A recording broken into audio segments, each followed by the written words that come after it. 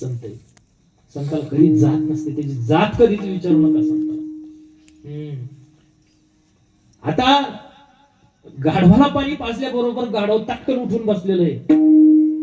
नाथ महाराजाच्या समोर गाढव तटकन उठून बसलंय आणि गाढव मार्गस्थ झालेलं आहे त्याच्या दिशेनं तटकन उठून. म्हणजे पहा, पवित्र पाणी ते फक्त असं अंगावर शिंपडायचं असतं, त्यानं देह सुद्धा पवित्र होतो. ते काशीवरून आणलेलं पाणी, त्या काळात काही वाहनं नव्हते महाराज, पायी पायी जावं लागत होतं किंवा घोड्यावर जावं लागत होतं. ते पाणी नाथ महाराजांनी गाढवाला पाजलं.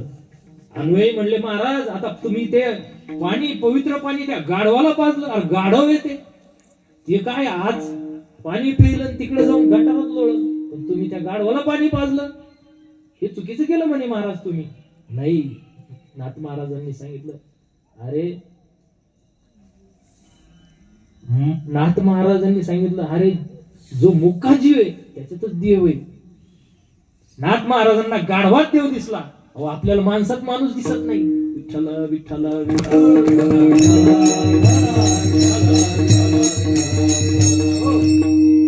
माणसात माणूस दिसत नाही. आणि ज्या दिवशी आपल्याला माणसात माणूस दिसल त्या दिवशी खऱ्या अर्थानं संप्रदायाचं चीज झालं असं आपण म्हणू शकतो.